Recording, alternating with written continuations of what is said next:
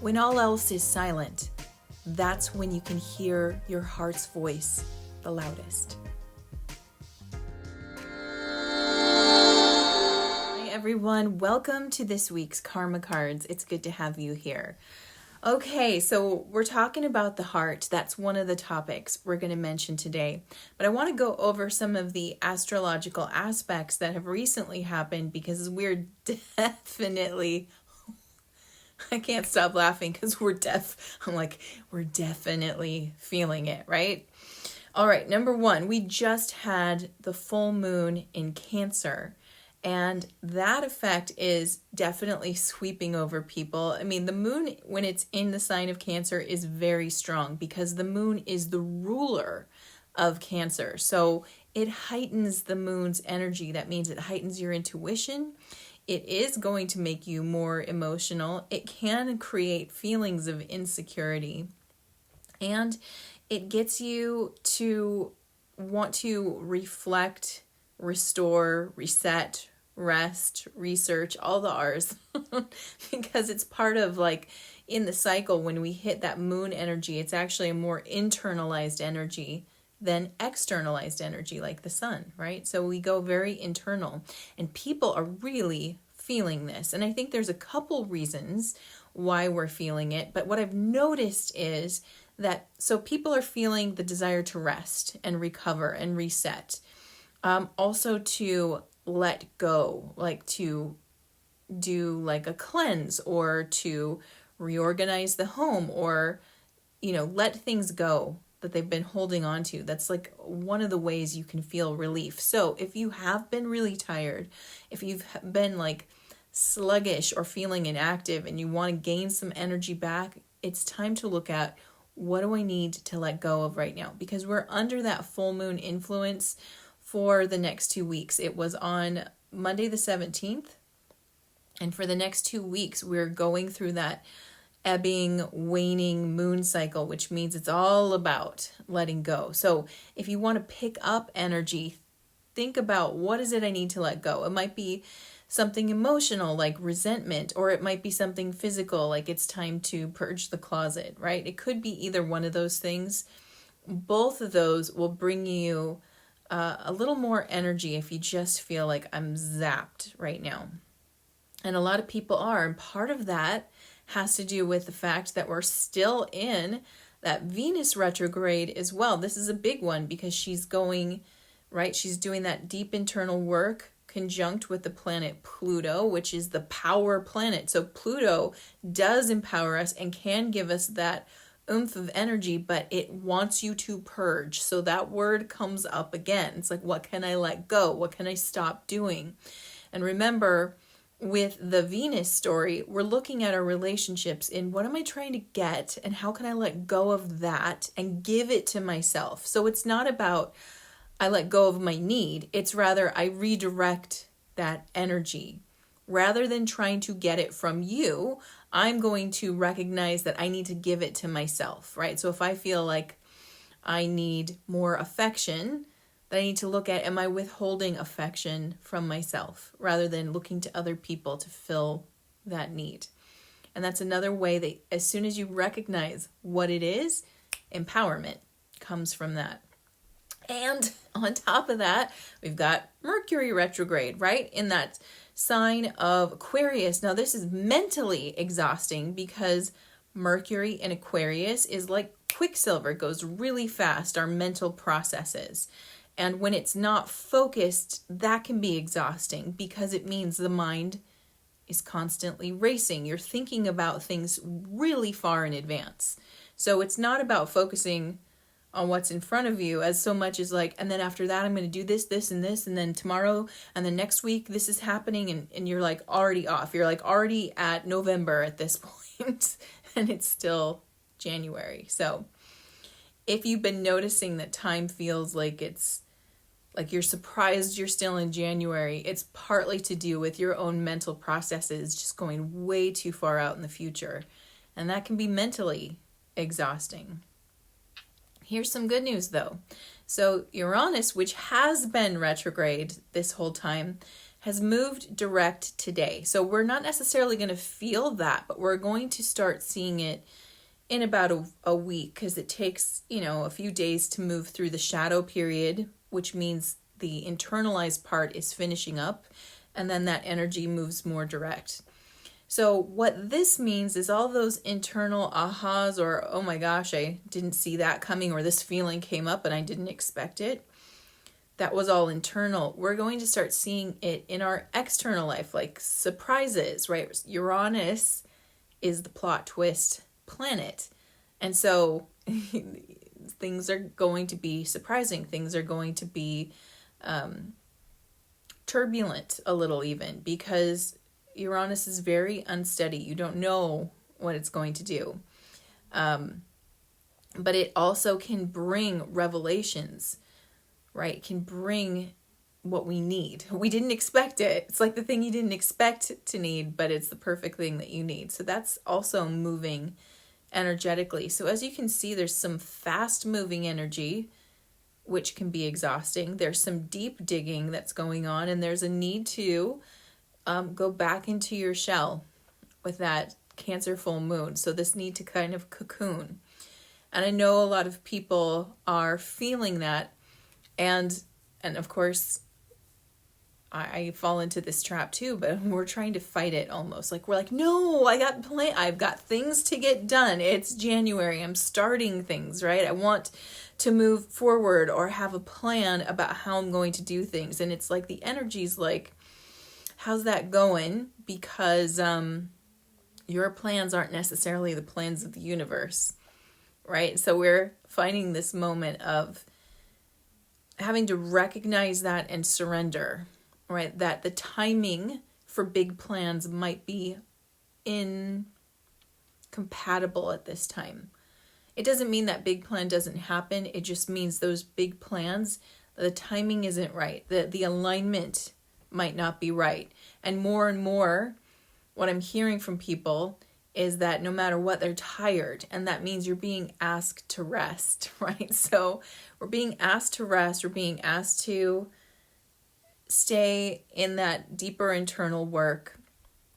We're being asked to keep that energy closer to home and look at our environment, look at our emotional state, look at our mental state, and look to what we can let go of. Now, some of the things that we'll let go of will be let go of for good. Like, we just don't need it anymore. Other things, it's more like, so your big plan, for example, it's not necessarily that the universe is like, nope, you're not going to get that big plan. But they might be saying, it's time to put a bookmark in that right now and set it aside. So I was talking with a friend today, and the analogy came up. It's like, imagine you're reading a highly technical book that requires your focus and concentration to understand it. At this time, that book is not compatible with the energy. So you're being asked to put a bookmark in it, set that book aside, and go play with something super relaxing, like a coloring book. Something that takes all that mental tension and focus and energy and releases it and allows it to be more organic, free-flowing, intuitive, and playful. If you follow that impulse, it might feel scary, like, well, I need to get this bigger thing done. But you're going to actually feel that weight lifted off of your shoulder. It's going to feel better to step away right now from those bigger or heavier tasks. So you really want to listen to your energy. And it's not just about what feels good. It's about what's bringing you relief. Relief is that key word, right? We're letting go. We're surrendering, bringing relief. So for some of us, it might not feel so good to put down that big work, the big plan, the big idea that we've been working on and really intending to carry out. That might feel really scary. But what you want to look to is relief so that you can conserve energy. Because for whatever reason, I get the sense that we're going to need this energetic reserve at this time. And it might have to do with the Uranus going direct and big surprises on the horizon. So heed the energy. Like, if your body is like, I can't do this, I need to lay down and rest. see if you can make that happen, or at least slow way down. Also, just as a side note, caffeine at this time is probably going to be your enemy because everything else is sped up, and the last thing you need to do is speed up the adrenal system. So try to mitigate that or minimize that. Try to go for the healthier option. I'm a coffee lover. I have to have my morning coffee. Like, that's a non-negotiable. It happens or the day doesn't happen. But I've been trying to go to green tea, for example, in the afternoon, just so that I don't push it over. I pushed it over one day and it was killer for the rest of the day. I feel like sensitivity is heightened. That might just be me, but I have a sense that a lot of people are feeling that. And that's because we also had recently an M-class solar flare. So we're getting hit with a higher dose of solar energy. Now, this isn't as big as an X-class flare, which are some of the really potent ones. But this was enough for people to really feel it. And again, that creates those ascension symptoms, exhaustion being one of them. So again, we've got all this energetics about fast-moving energy exhausting us, and our natural response is to cocoon, pull back, draw back, and move away from that energy.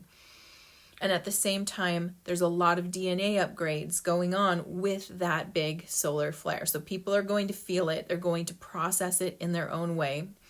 And it's going to have its own set of symptoms. A lot of people get the headaches, like a tender crown chakra is very common, nausea, achiness, heart palpitations.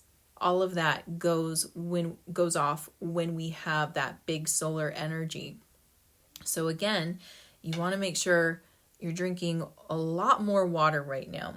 And with it being winter in the northern hemisphere, I don't know about you, but when I tend to be inside for too long, I tend to, you're sitting or you're being less active, and it's easy to forget to keep drinking water. During this heightened solar activity, you need to not only drink the water your body requires, but you need to drink more because everything is processing faster, which means you're processing more water through the body.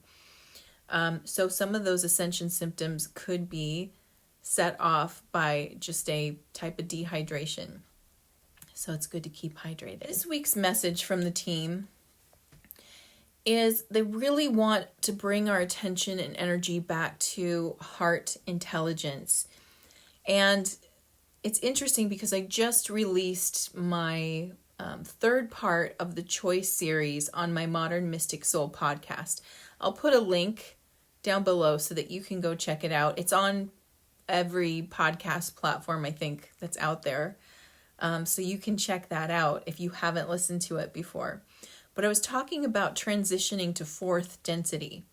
And when we really get there, when we really get to fourth density, we're operating from that green ray energy, which is our heart chakra energy. So that's the big focus of fourth density, is the heart chakra. And it's the lessons of love that we learn when we go fully into fourth density. And so in order to actually achieve it, in order to graduate into fourth density, we must have an open heart chakra to even move into it. And I think that during this time period, as we moved closer and closer into fourth density, you're noticing that there's actually a lot more information about the energetics of the heart. And I've been talking about this for years. It's one of my favorite topics. It's just so resonant to me, how heart intelligence works. And I think what I truly love about it, it is the gateway. Like, there is a gateway inside your heart chakra. So there's actually, if you were to see your heart chakra, there's sort of two points there. There's the green ray, the green chakra that we're all familiar with. And then nestled inside of it, I see this pink portal of energy. And I call it the inner temple. It's often referred to as that too. I'm not the one who came up with that. But I see it as a golden pink sort of temple in a lush green courtyard. That's how I visualize it. And it's entering into that temple that we're trying to get to. And that temple, that is a direct access point to infinite intelligence. So all the intelligence of the universe is instantly accessible through your own inner wisdom. And that wisdom is that of the heart chakra. And so I can already feel, you can feel the lessons of this time are all about how to open this up. And what's interesting is, you would think that as we move closer and closer to fourth density, our experiences would naturally lend us to opening our heart. Like just, it's feeling better. I feel more unified and whole, and therefore I want to share that feeling with others. And weirdly, it's sort of the opposite, because it has to be a choice. And I was saying this, I think, in the last spirit circle to someone, but it's like when you're meditating and practicing opening your heart, that's practice time. The actual test, when it really counts, is when you're faced with a moment that you really don't want to open it. Someone's in front of you that's causing conflict or pain, or you're being tested by a moment. And the impulse might be to guard against and close the heart. And the test is, will you open your heart in this moment? And it's like, that's the moment where we achieve this is the moment where we've actually achieved the ability to open our heart. So in that face of, in the face of the peril, in the face of the challenge, if we can open the heart in that moment by a conscious choice, that's when we know that we're ready to move forward. And I know it seems so just like, why does it have to be hard? Why do I have to be tested? We chose the test. And that's, I think, an important thing to understand. When I talk to people, I still hear a lot of people externalizing catalyst, meaning this is happening to me. Somebody is, or the world is, or God is, the universe is. Why are they doing this to me? That's what we hear, right? And that's that victim mentality of the ego. And I think that's just, that's part of just having an ego, as the ego is looking for something to blame. And the ego asks those disempowering questions of, why me, right? What we need to remember is we designed the catalyst. We, the soul, designed the catalyst. And it designed it not because our soul is a jerk and is like, I really want you to suffer while you're here. Like, let's just throw in some, let's throw in some difficult relationships. How about a big financial loss? How about, you get hit by a car? Let's throw some mean stuff in there. No way. No. What the soul creates is catalyst that guarantees that you have an opportunity to make these big choices, because the soul knows that that's the moment that counts. The moments where you're sort of feeling challenged and there really is a choice to close down or open up. That's when it counts, and the soul makes sure that we have these moments. Now, it's interesting because it's not fated in the way you might think, like, in 2 years, car accident, right? No, that's not how it works. There is catalyst created. We have sort of like it's like they show me, when I ask my team, show me, and it helped me explain this. They show me a path. We're walking our path, right? We get to choose there's all these forks in the road that come along, and these are choice points. And we make our choices. And as we go down this road, we have sort of mile markers, like on the side of a highway, right? If we haven't conscientiously gone in and done that internal work of the questioning and looking in there, what do I need to heal? What part of me feels lacking?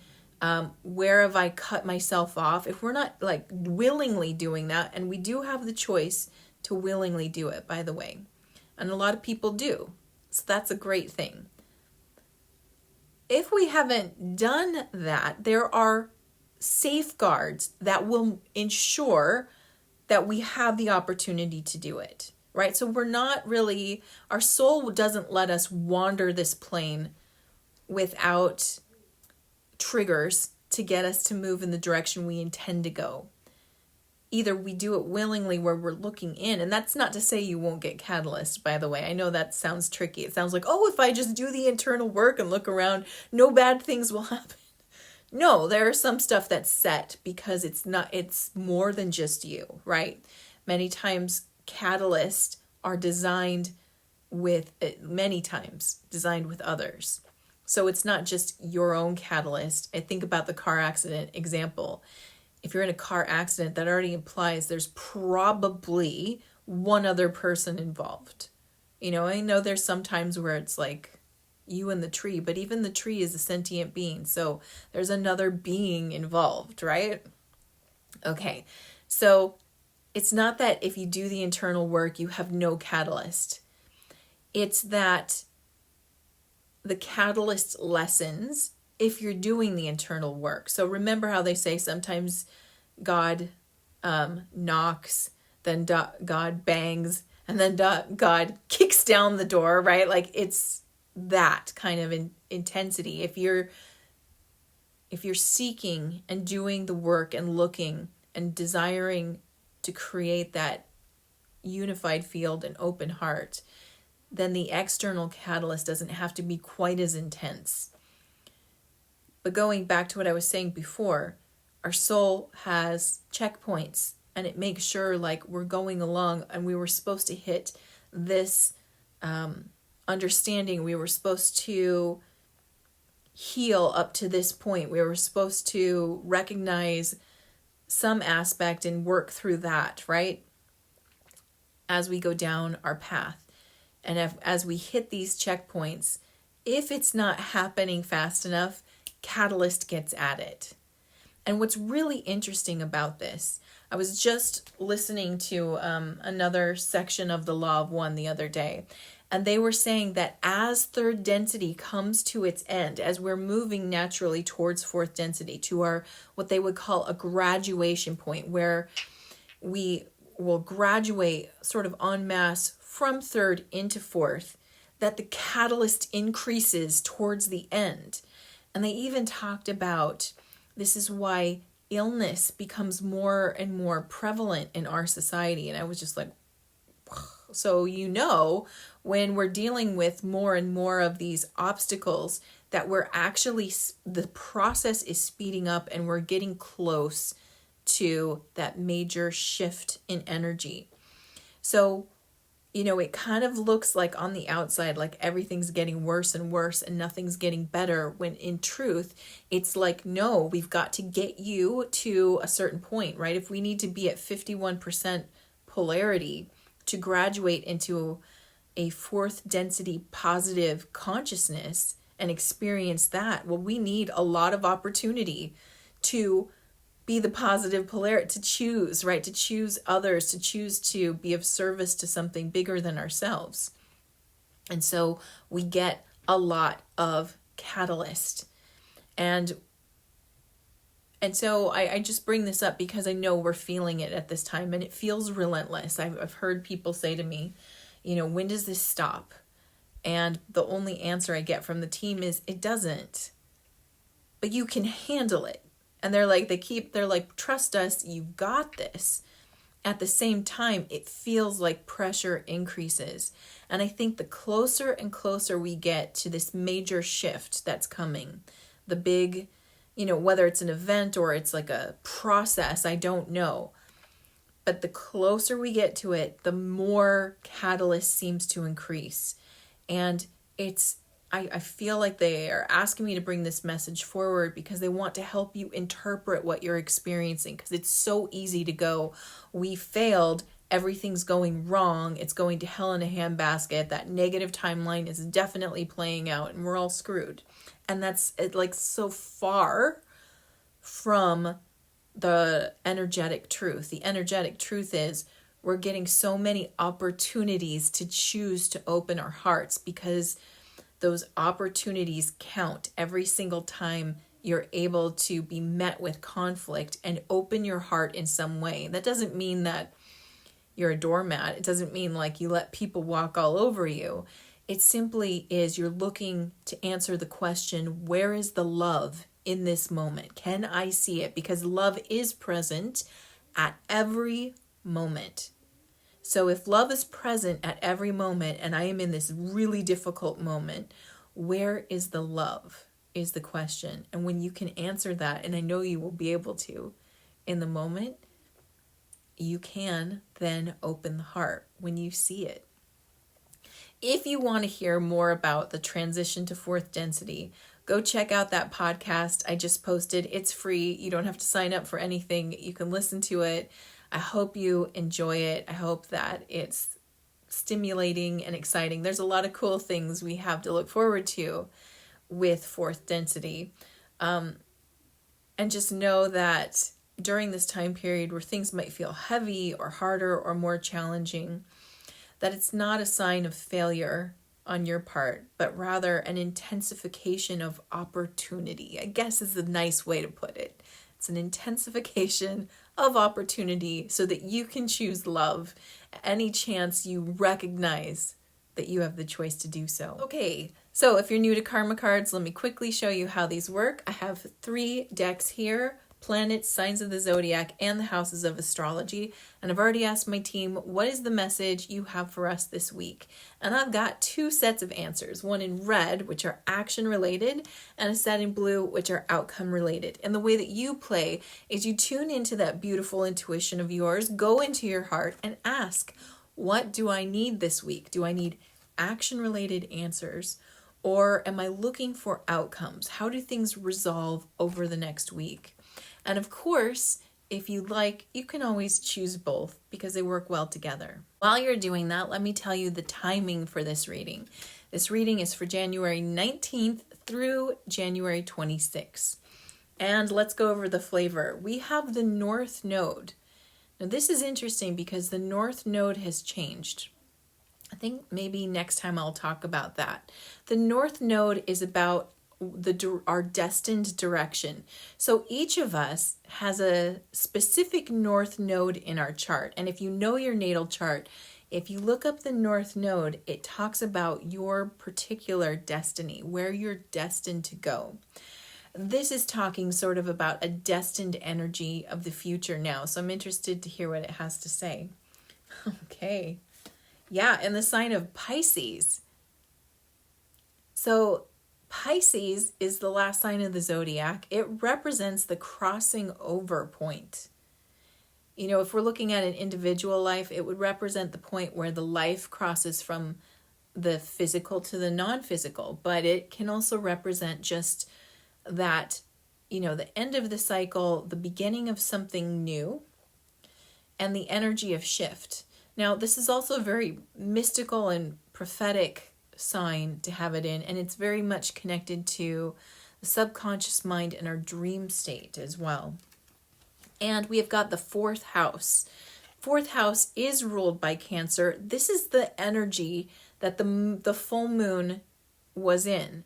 And so a lot of our focus is around 4th house issues, which are about the past, your home, your own history, and your family, right? So either close family or your origin family as well. Those who are choosing action, your spiritual action is to have faith in your dreams as you did in the past. So whatever's going on this week, if you've got that same kind of down feeling like nothing's working and I'm going into self-doubt because your plans aren't quite working out, keep the faith. It is.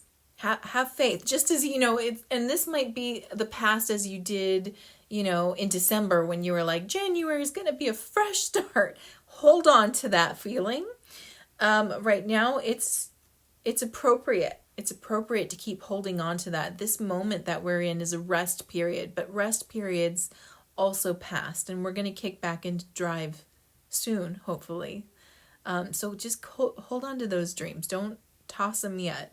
Mental action. Do not worry about your idealization of your home base or your family. Remember that home actually is a projection of your heart. So we were talking about this at the Spirit Circle last week as well, but we were talking about the fact that the space that you're in is just a building. The home is your energy being projected from your heart center. And yeah, I think when things aren't the way that you perceive them to be, it's still actually the energy that you're giving off that's the most important. So, if the cat scratched the crap out of your couch and you're looking at it going, oh, I need a new couch, remember that what you're actually projecting onto that is a sensation of comfort and relaxation. Connect in with that and try not to focus so much on the things that don't feel like they're in alignment. Rather focus on the energy of what it means. What does it mean to have this? What does it mean to have this space? How do I want it to feel? That's where you want to focus your mind right now. Physical action. Now is the time to be part of something overwhelming and do what makes you feel secure. Okay. That's such a weird statement. So they're just letting us know that there is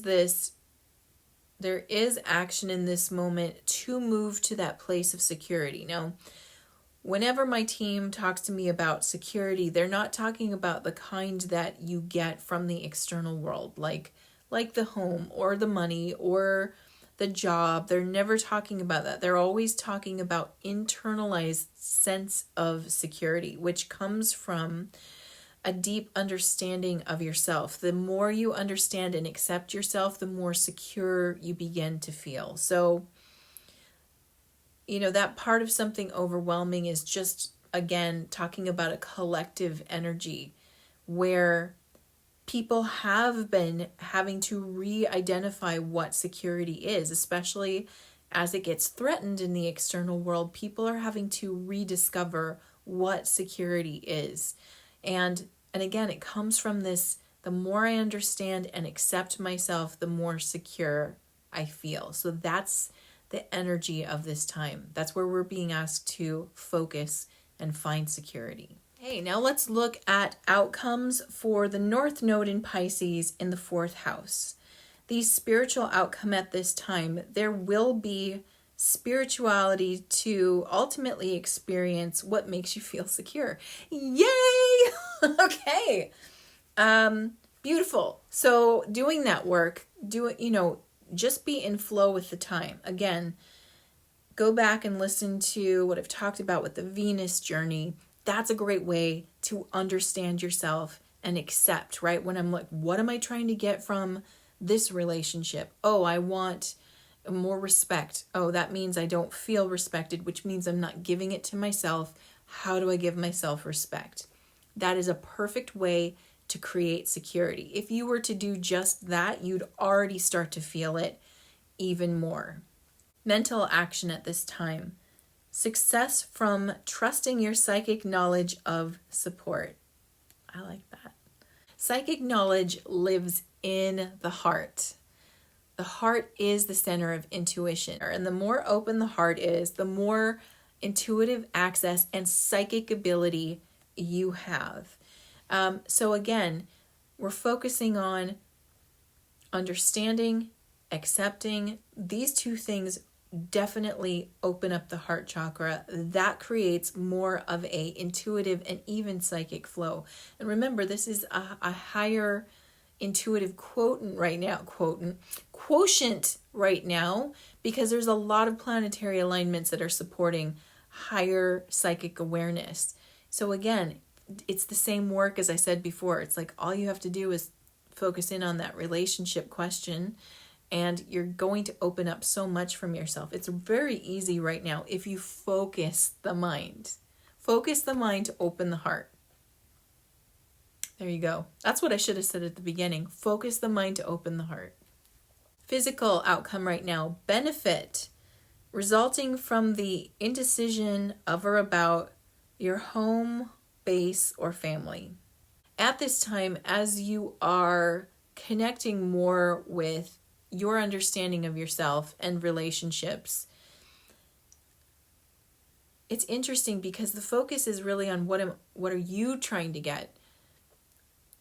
You don't know what they're trying to get. That's not your job right now. It's not your job what they're trying to get. And so that leaves that sort of open gray area. Like if you're focusing on relationships and going, but it's a two-way street and there's two people bringing something to the table. You are right. That is true.